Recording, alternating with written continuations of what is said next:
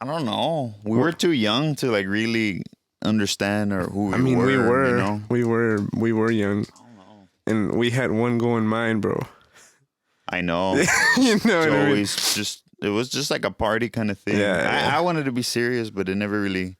I mean, it happened, but We it were didn't- serious for a while, For a while. and we were like, we surprised ourselves too, and you know. we fell off. Yeah. Yeah, but It's weird. what was one of the things you hated most about me, bro, back in the day? Be honest, dude. Well, one thing we had in common, which is not good for the collective, is we were very indifferent a lot of the time. And we would just like stand back instead of kind of doing like a democratic kind of thing. Yep. Which I think is a problem when people are in groups, any kind of group, especially music groups. Because you kind of deal with like ego trips. You know what I mean? That's to me is like, how does a banda work, bro? If there's so many people, all of those people are really good players. How do you guys even practice, dude? It's hard because you have to really be all in. You know what I mean? You have to be all in because you're talking about a group at full capacity is like 15, 16 people. Oh, yeah. And that's aside from production. If you're going to have like all the people included, like the engineer and then, you know, the media people and all that. And dude, you're talking about like 20 plus people. Yeah, you guys have helpers too, or no? Once in a while we do. When we have gigs that are like back to back to back, we hire people just to help us out and maybe help us out on like auxiliary percussion at the same time. Oh, okay, yeah. Tear it down, boom, wire everything up. Let's go. Sometimes we really need roadies. It's crazy. Yeah. I'll sign up to be a roadie, bro. You want to be a roadie? We'll get you on timbales, like you said.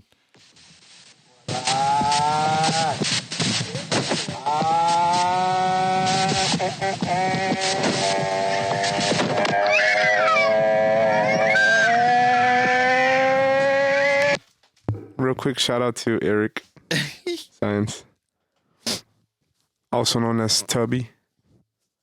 Have I said the story about Tubby when everyone was like talking about it when we were gigging back in the day or no? No. Yeah, so I think we were outside like this. It was like the second or third gig we ever had in Lost Creek, and like I kept hearing all the other guys. They were in other groups, just like hanging out. They're like, yeah, like Tubby this, Tubby that. Yeah, Tubby did this, and I'm like, man. I go up to him. I'm like, who the hell is Toby? Like, who the hell is Toby? And then they all looked at me. Like, everybody was like, you know? And then they're like, Toby. That's Toby. And I looked at him and I'm like, oh, dude, what the hell's wrong with you guys? And like, no, he's with it. And I was like, what the hell? Because of what we talked about last time too, like the nicknames or whatever. Yeah, the nicknames. He was with it. And I was like, wow. And then so I asked him when we reconnected, when he was helping pizzeria out, like he was doing pizzas. Then he started doing his own thing, right? A little after. Yeah. I said, hey, bro, I know you lost weight and stuff, but you still go by Tubby because calling you Eric is weird. I told him. Yeah. And he was like, right. Yeah, bro, I'm still Tubby. Yeah.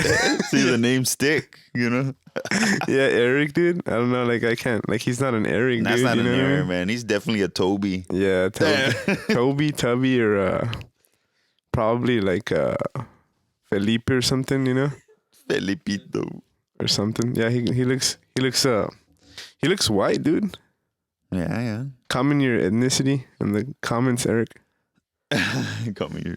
But yeah, well, welcome back, y'all. We took 1 week break to spend some more time with our families and whatnot, and we're back here, just a one-on-one, just to wrap up the year, basically. Yes, sir. How was your Thanksgiving, man? It was good. It was the third consecutive year that we had a vegan Thanksgiving. Ooh, vegan. And so it's inclusive to everybody, which is pretty cool. You know what I mean? So who did you spend it with? I spent it with my family here, like, you know, my mom, my cousins, aunts, uncle. And they were with it, dude? Oh, yeah. Yeah. Like me, my sister, my mom, two of my cousins were like, we're mostly vegan, honestly.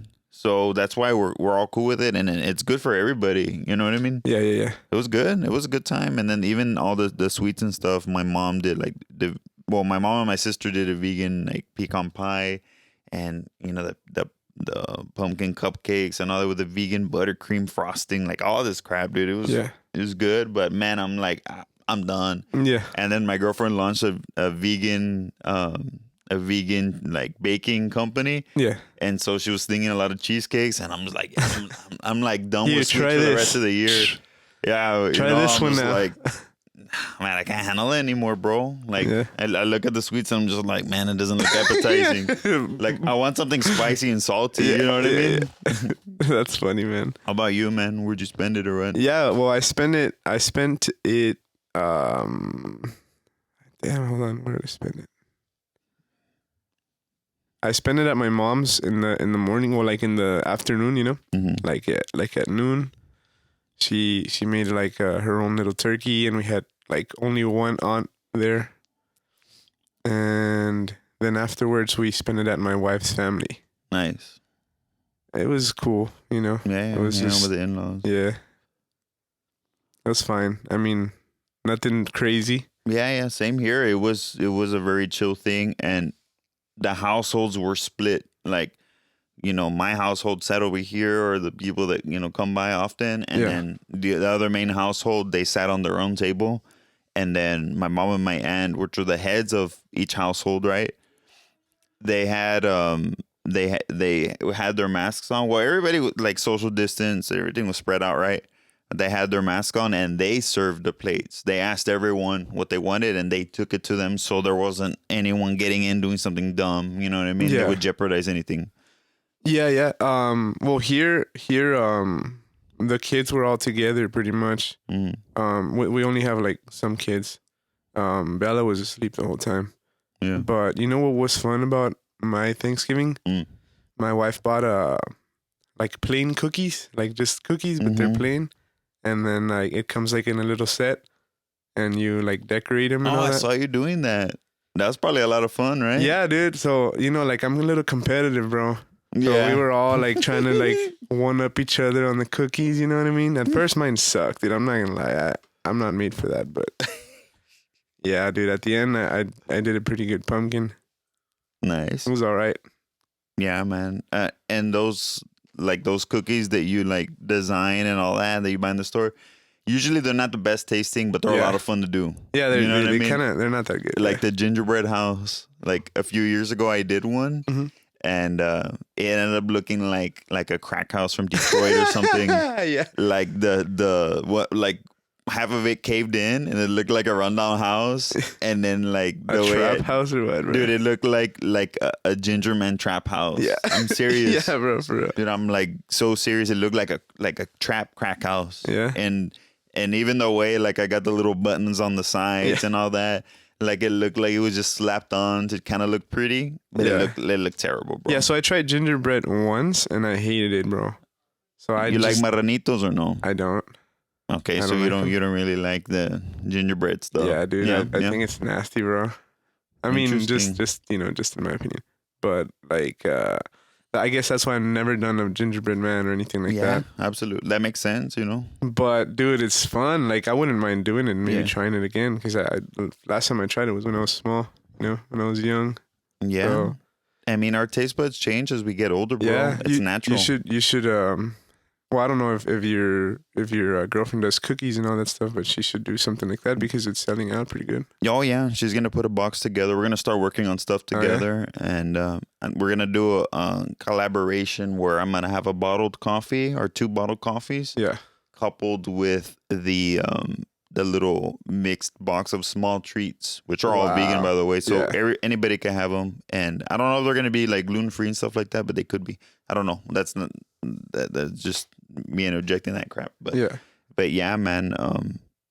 Gingerbread is definitely interesting. I was kind of indifferent about it at first, but I've grown to really like ginger, you know? Oh, yeah. And like I've even been drinking like straight up ginger beer with like the culture in it, like the real ginger beer with good ingredients, and it's spicy, bro. Yeah. I mean, it's just like you feel your nasal cavity opening up and stuff. Yeah, you know? Yeah. I did a ginger drink for a while. That my mom, she bought this like juicer, and like she every day, dude, she stayed over for 2 weeks. Every day I drink something like that she made. How or whatever. did you feel? It was good, you man. Were just like, yeah, it was good. Like it is spicy. Like when you taste it, you're like, oh, you know, you feel that little burn sensation or whatever. But it was really good. Because Yeah, I like she would ginger. put apple and other things, celery, apple, all these kind of things, dude. It was just a bunch of stuff. She Yeah, saw man. online and she tried it. Yeah, I really like cold press juicing, and I like consuming it too. I like all that, and I feel like I get a really nice energetic high and boost from Yeah. doing so because you're getting all those phytonutrients straight to your freaking system. You like pulp or no? Yeah, I'm cool with the pulp, but like the juice itself without any fiber, dude, just like straight up big like 12-ounce pint pour of like green juice Yeah. or even mixed with some fruits, dude. The way I feel for the rest of the day, dude, I can't compare it to anything else. You know Yeah, what I I feel mean? like you feel more awake. Yeah. know? Yeah, like your brain's functioning with a lot of clarity. You know what I mean? Yeah. That's how I feel. Mhm. Yeah. So that week I felt really good, and I don't know. I think I need to get myself a juicer too. One of those, Mm-hmm. whatever she bought. Yeah, I want a really good juicer and I want a freaking air fryer, bro. Oh yeah. Yeah, I'm What's already the deal getting with into that bad What's the bods. deal with air fryers, bro? You don't need to add any oil and you fry it quicker. So, Huh? like, what's the difference or what? Less oil, bro. Oh, less oil. So that's why everybody's going crazy because Well, there's no oil. the way it works, I think my grandpa had one and like we used it a few times, but it's healthier for sure, Bro. but the texture is real nice for fries. I've Bro, heard. you just need to buy a disco, bro. A disco and just Yeah. throw a cubeta de Yeah. aceite in there. And de pura manteca to keep it traditional. You know what I mean? Your heart's gonna slow down, Yeah, bro. but it's gonna taste good. Yeah, bro. That's what I'm saying. Like, For real, for real. people are trying to be a little more health conscious and less are consuming those kind of fats. You know what I mean? Yeah. So yeah, man. I mean, if I do use an oil, I like using avocado oil, coconut oil. You know what I mean? That kind of Yeah. stuff. And I like coconut oil. Well, the flavor gets in there. So like with Indian food, it goes really well, or any kind of like tropical kind of stuff. You Caribbean stuff. still eat a lot of Indian food? I love Indian food, Yeah? bro. I love Indian food. Yeah, Can you handle spicy food or what? bro. There was a while where habaneros were my jalapenos. Oh nah, bro. Yeah, I can't do that, dude. Dude, I eat like 5 hot Cheetos. I'm done, bro. Mm-hmm. You know what I mean? Yeah. And like we've actually had meals together and stuff, and pica la salsa. Like no, he's like, dude, don't get it, bro.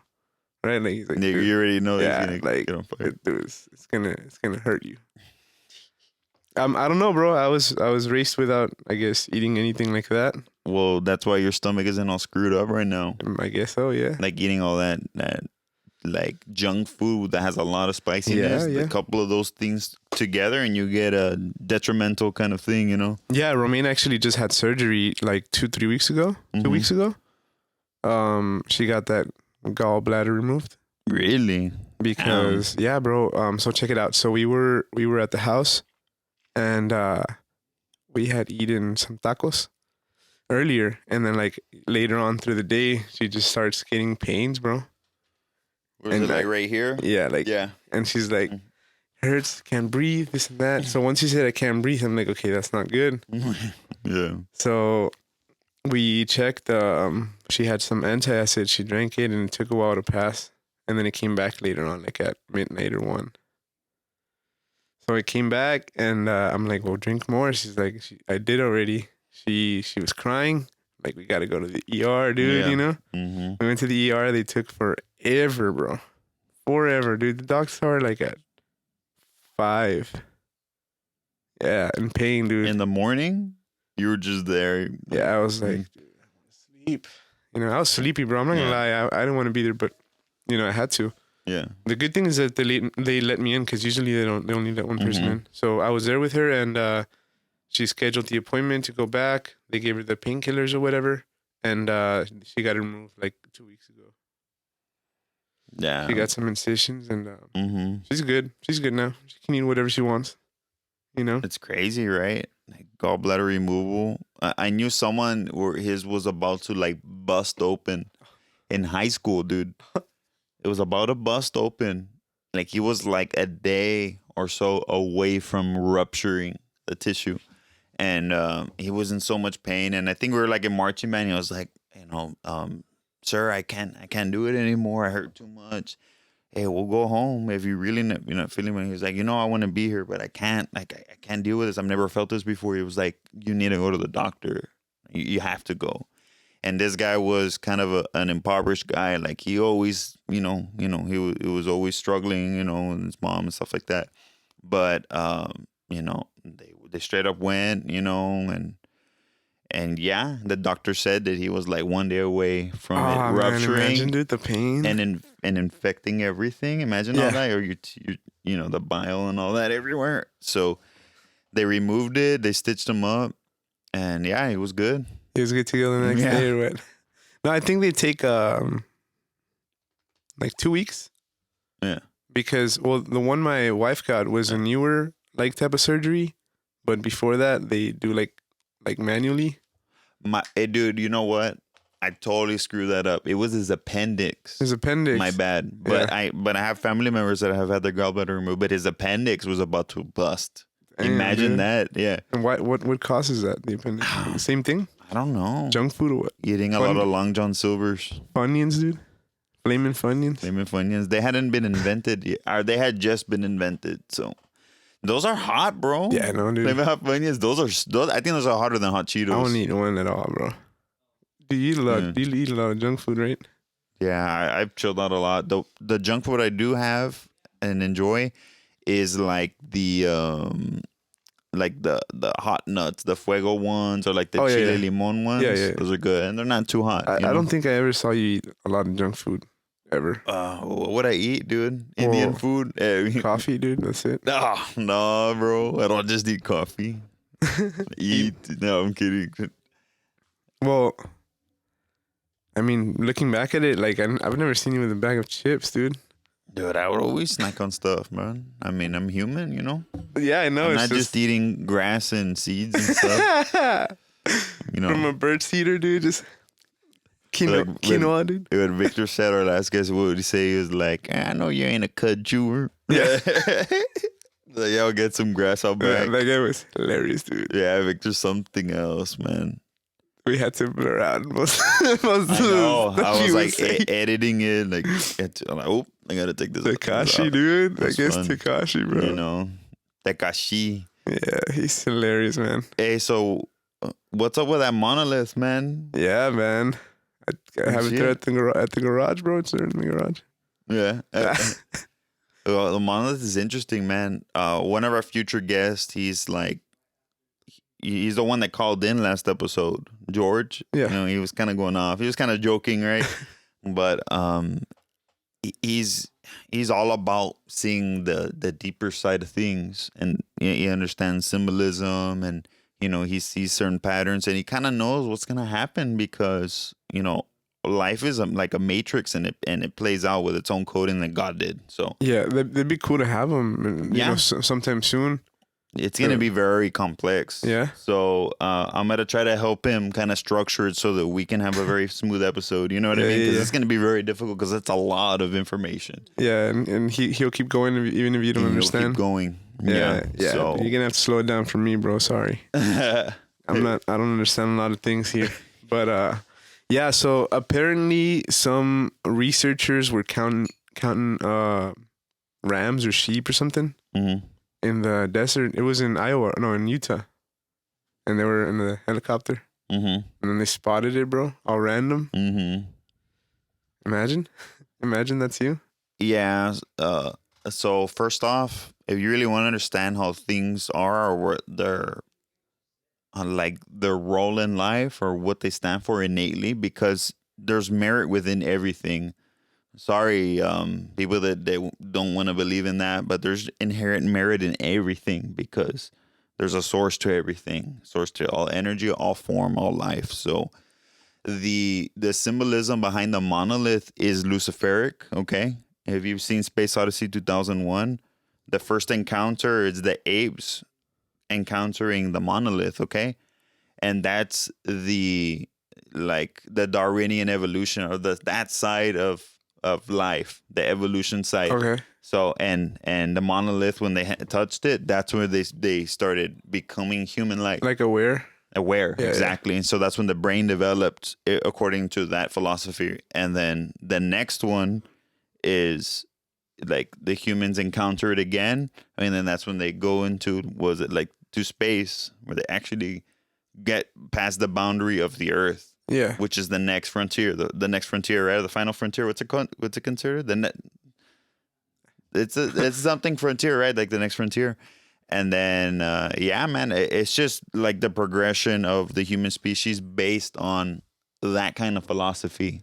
And so it's not the creationistic approach. Yeah, It's our understanding or belief. It's the other one, like the one we're taught in school. Yeah, well, let me ask you this. Do you think, like, who do you think placed it there, bro? That's a really good question. It's people that know.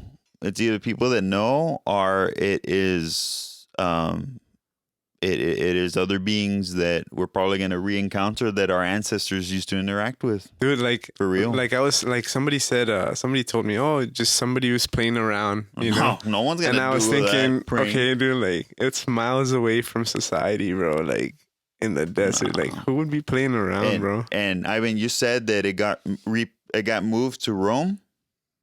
So now it's in Rome, apparently. Yeah. I haven't kept up with it, but I saw it. I was like, all right, stuff's gonna be going down big time. You know, and if you align the Mayan calendar with the Gregorian calendar that we're following, this year is actually the real 2012. 2012, yeah. I heard about that, yeah. You know, in 2012 being the start of the new age, which is the age of Aquarius, because the ages go around, they're around 2,000 years long, and they go in retrograde. So we were in Pisces, you know, and then now we're in the age of Aquarius. Boom, it just started. So... And the age of Aquarius is symbolized by the man. So this is where humans are at their apex of what their capabilities are. Yeah, where they take over pretty much. Yeah, doesn't that symbolize the man as like the Antichrist or something like that? Mm-hmm. Oh yeah, yeah. Because I had seen, you know, back in the day, I did a lot of that stuff, like research and everything. Mm-hmm. And yeah, I remember that this was a time that, you know, that's right. Like the man would take over. Yeah, and so a false savior, you know, theoretically would be a man who's trying to play God, right? Yeah. So that means man at his apex could fool someone to be a god or a demigod, but he isn't. You know what I mean? So that's probably what's going to happen. I mean, that's what all the prophets say. That's kind of what the evolution of the story or the playing of how life rolls out, because life is scripted, but there is free will within the parameters. Yeah. You know what I mean? Like, who said it? Let's say you're in school, right? And you're in school, and you have to be within that school or the confine of the school. But you could go into the different classes, you could go around all that, but you're in the school, and life is the school. Yeah. You know what I'm saying? Yeah, I saw in the comments somebody said that the Monolith had a Tesla symbol or something like that, like playing around, I guess. Oh yeah. But like it looked pretty cool because somebody photoshopped a Cybertruck. You know what I mean? It was I don't know. Yeah, it was pretty cool. Chinga, man. You know what I mean? Yeah, man, but it's interesting. But someone like Elon Musk represents like the new age big time. Well, you know what I mean? That whole thing. What was that thing called? The brain chip or whatever? Mm-hmm. What was that thing called? Do you remember? It's that implant chip thing. Do you know the name of it? No. Forgot it. But was he entertaining it or what? Well, yeah. Like, I think he just got like shut down or something. But he was like wanting to already. I think that's the kind of stuff that's gonna end up screwing us up as a species. Do you think that's playing God, bro? Yeah. You think so? Yeah. And I don't know, because this is where the paradox of getting to like the peak of humanity and our capabilities as humans. This is where there's a really big divergence or a paradox, like, because we do all of these crazy technological advances and like, you know, we're gonna like prevent disease and prolong life, you know, and all this stuff, and then you have all of this like this crazy taboo stuff and doing weird crap. But we've already been doing all this stuff for decades anyway. It's just like gonna be more at the forefront and more widely utilized.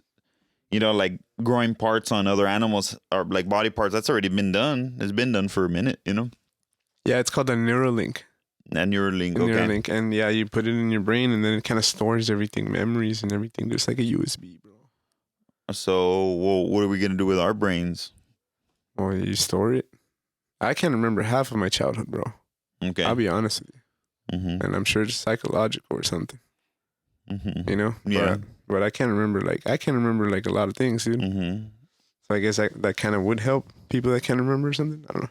But where you're at right now, mentally, psychologically, you think you'd be able to be this healthy mentally if you remember all that stuff all the time? Probably not. Exactly. Yeah. This is creation showing that we were wired right to experience life the way we live it. We try to unravel things, reverse engineer things, and to try to play God. But really, a lot of the time, I think we're damning ourselves in the long run. You know what I mean? Yeah. Because think about how perfect life is laid out. There's a lot of screwed up aspects about life. Don't get me wrong. There really is, dude. We've gone through a lot of crazy stuff. But, that kind of stuff it's kind of why I didn't want to pursue a field in that kind of like, a career in that kind of field. You know what I mean? Even though I've always had interest in those kind of things, but I'd rather talk about, like the effects of going too far with that kind of stuff. Yeah. You get me? Because I understand that, where we're at right now and our natural state is a really nice thing. Granted, all the technology we have around us, it's harming us one way or another. More fatalities with the car wrecks, cancer from all the radiation around us. Yeah. Like Eddie Van Halen. All the food, bro, too. And the food altering just so that people can make more of a bank and get a bigger yield. And then you get sicker. We get sicker. You know what I mean? Because it's not so natural and the DNA and, the way our body takes it in. So there's a lot of things that we're damning ourselves with for the sake of money and convenience, Yeah, man. I don't know. And just in general, AI freaks me out, bro. It kind of creeps me out. Do you have like a Google Home or Alexa or something? My mother wanted to get into that kind of crap. I was like, you do that, whatever. But I'm not gonna play that. My phone's already picking up everything. Like, I think I was telling my girlfriend, I was like, I would like this for Christmas. I don't like asking for anything. Like, gifts are nice and stuff, but I don't ask anything of people. Just let's have a good time. Have nice drinks, nice food. I'm all about that. I love that, but. Like that thing that I mentioned started popping up on my phone like right away. The next time I got onto my phone, I was like 20% off on that item that I mentioned. I was like, what? I was like, it's getting even quicker now with the algorithm and stuff. So yeah. Well, yeah, man. I mean, I worked for a digital marketing company, and bro, like honestly, these things track where you're at, bro. Oh yeah, man. And like, let's say you're at place A, their competitors know you're there, bro. And they'll serve you ads so you can leave that place and go to place B. Yeah. That's crazy, right? Mm-hmm. But that's where we live in, dude. I just think AI freaks me out because, like, all the movies I watched as a kid. But have you seen that Alexa thing where you open their third eye or something like that? Have you seen it? Really? They're like, Alexa, open your third eye, and then you can ask anything. And it'll like tell you like something creepy. Really? Yeah, I mean, do it. I don't have Alexa. I'm kidding. Yeah, I only have Google Home, and I use it in my garage to put music. Mm-hmm. That's all. Yeah. I hope it hears everything there, bro, because there's no one there ever. Mm-hmm. Watches hear the whole house and everything, bro. That's wild. But yeah, man. I feel the same way towards AI, but you mentioned. Movies kind of hinting the future. Let's talk about Hollywood a little bit, man. This is a really thorough episode. I didn't think we were gonna talk. We were just gonna like wrap up the year, but check this out. So Hollywood. Let's talk about Hollywood. Hollywood has been like the forefront of movies for Western culture. Yeah. And then that propagates itself throughout the rest of the world because of the affluence that the Western world has on the rest of the world, right? So Hollywood, why is it named Hollywood? Okay, so the wood that which is used to cast spells is from the holly tree. So the Hollywood are the ones casting the spells and altering culture based on their affluence and influence on everything. So we already know Hollywood has a grip on a majority of how society lays out generationally. So all these movies, they're just paving the way. They're just paving the way. They're letting you know because, you know, the people, the elites and all that, they already have their plan laid out. They know how all this stuff works, you know, and they know how to use it. Not all the time is it against us, but at times it can be, you know, where they look down at us and do crazy stuff. But I mean, I'm not trying to like get into conspiracy mode, but too late, this bro. this is true. You know, this is how things work. You know what I mean? And it's crazy. Like when I found out, like Hollywood is the wood of the holly tree that you know cast spells. I'm like, dude, that's a no brainer. Like that clarifies everything. You know what I mean? And yeah, so I don't know. The movies they really share a lot of what's going down. It's interesting how there's always people that kind of can tap into the future and kind of share what's going on. I guess that's what you call watchmen or the archetype of people. Yeah. I feel like I have those tendencies, and I've gone together with some of the small group people from church and stuff like that and talked about stuff. And they kind of look at me a little odd sometimes, you know, but I'm like, I know this is going to happen. Like, we need to have hindsight because, you know, this and that. And I'm like, I have a friend who, you know, sees the code of like how things are playing out and I guess the evolution of what's going on around the world collectively. Yeah. You know, and, you know, I tell them stuff like that. And, you know, and I have some friends that, you know, from the small group, they're like, yeah, man, it looks like that's going to happen. And others, like, they just stay, you know, gospel driven. I'm like, bro, but you got to understand, like, we're in a crazy time period right now. You know, there's all kinds of crap going on. Yeah. And, like, if you really look at what the Bible says, like, everything's going to go to chaos, bro. Mm-hmm. So that's when that person is going to rise up. Yeah. Yeah. It's pretty wild, right? It's wild, bro. And I feel like it's not going to be far from now, to be honest. Yeah, yeah. And a lot of people have been hinting to this from all kinds of cultures. It's not just, you know, people that are believers in Yahusha. So, I mean, you're talking about like even the Buddhists, you know, and like all kinds of other Eastern philosophies and native philosophies here. From other practices and whatnot, because you know why? Because that's what's going to happen with the new age. You know what I mean? We're transitioning into that time period. So we're in a crazy time period right now. And yes, life, it has cycles. We go through cycles. Life is not linear. Okay. We go through cycles. That's why, you know, we have chances at doing stuff again to learn from past mistakes. We can try things again. You know what I mean? Yeah. You know? But you know what? One thing we didn't do is try this. This is a special drink that I put together. Oh, yeah? Yeah. So get your glasses, boys. So this is my take on ponche de Navidad, or ponche navideño. But it's ponche de cáscara navideño. So instead of using tamarindo or using hibiscus, I used coffee fruit, which has a similar profile. So this is a coffee beverage, but with guava, with tejocotes, which is hawthorn berries, with piloncillo, cinnamon, and some raw cane sugar in there as well. Let's do it. I brewed it for about an hour and chilled it, but now it smells like it smells like that sharp cinnamon, right? Yeah, like that té de manzanilla or what, bro? Yeah, taste it. Damn. Wow, it's good, man. It's crazy, right? So this is the kind of thing like people put rum in and stuff like that. Would you serve it hot or just like room temperature? This is meant to be served hot, but that's why I kind of have it around room temp. Right? I let it kind of warm up because all the flavors taste more structured like that. Because usually spiced drinks are better as warm drinks. It's really good, bro. It's pretty dope, really like right? it, I've never done it before, but I was like, I'm gonna do a coffee take on it. I can taste everything, dude. Yeah, and the guava too. I don't know if I said guava. There's guava in there too. It's pretty dope. How long does it take you to do all this?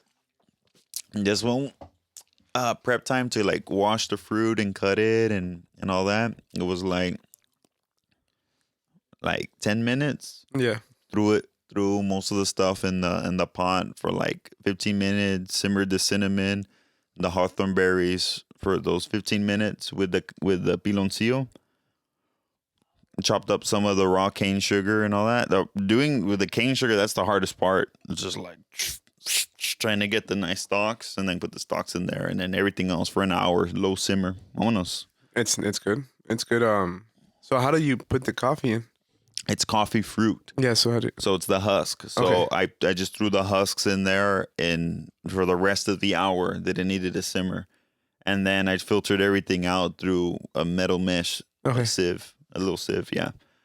It's good, man. I like it. But this is the beverage where you serve it with the fruta in it, you know. But I didn't want to do it because I was just gonna store it. I wasn't gonna consume it all. I wasn't having a party or anything. So I did about a gallon batch, you know, when I did that. And I was thinking of turning this into a wine. I think it'd be a good wine. A wine to have it room temp, you know. Yeah. It'd be sick, so right? You can go like this. I'm gonna start getting into that crap, dude. Yeah, but yeah. So what do you think about this beverage? Y'all are with it? I'm with it, bro. It's good. People usually drink this kind of beverage with rum added if they wanted to spike it up. And cheers to the holiday season, Cheers. Wow. So we have our merch here. I'm gonna show it off real quick. We have some shirts, pre-ordered tees that you guys can get. Anti-Creamer Coffee Club. The creamer, bro. I wore this shirt on my trip to Austin, and one of the baristas at the best coffee shop in the state was like, I love your shirt. And I was like, heck yeah. Yeah, bro. Original swag. She was like, whoa, OC, I like dude. it. Yeah, OC, original content. Yeah, so I've gotten some compliments too, and it's so cool. You know what? I've actually gotten more like people don't understand. Why don't you put creamer? You know, like, what do you mean? La raza, bro. But you know, it's pretty good. This one's actually yours, bro. Catch it. And yeah, so you guys can get this. Just message us like through Instagram with your size and all that, and we'll put something together for you. And we're actually gonna give some away. How many do you want to give, Ralph? 2. 2? Because it's me and you. Okay. 2. We're going to give some away. All you got to do is share our video and comment on our Facebook post on the video. Comment your last coffee order. So, wherever you went last, and we went with Ralph, if you went to Starbucks, wherever you went last, comment your last coffee order, and you'll be entered in a little raffle. What do you think? Yeah? Yeah, and then we'll post it on a story or we can announce them the next week, the next episode. Yeah, we'll go ahead and message y'all back and all that. We can do it live. We can go ahead and input all the names of the people that did it, and we'll do it live on the next video. We'll do it live. Yeah. Beep, beep. We'll do it live. Yeah. So maybe y'all can try some of Ralph's holiday drink when you come get it. Man, this is a trip for sure. Yeah, it was expensive to make, dog. Oh yeah, it was very expensive. All I think it was like, dude, it had to have been like $30 of ingredients or more, 35. Yeah, that's the thing, dude. I know, but this would be really nice for a party. Like you literally get all the fruit in there, and you're just sipping outside, and it's cold, waiting for the food to get done. You know? Yeah. It makes a lot of sense. Or someone, you know what? If we end up having the banda posada this year, which we're probably gonna do, we're always around each other anyway, right? I think I'm gonna whip this sucker up again, but hot, and I'm gonna ladle it. And the people that want it spiked, I'll have a bottle of rum and put it. Yeah. I just want to sip it warm. I want to experience that. Yeah, I think it tastes really good warm.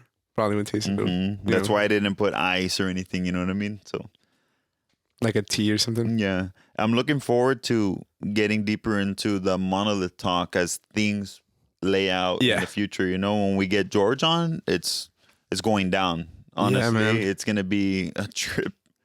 We're gonna get a lot of stuff down. But he's been working full time, so we're gonna have to figure it out to get him on. But yeah, man, I'll do some research and we'll bring it up.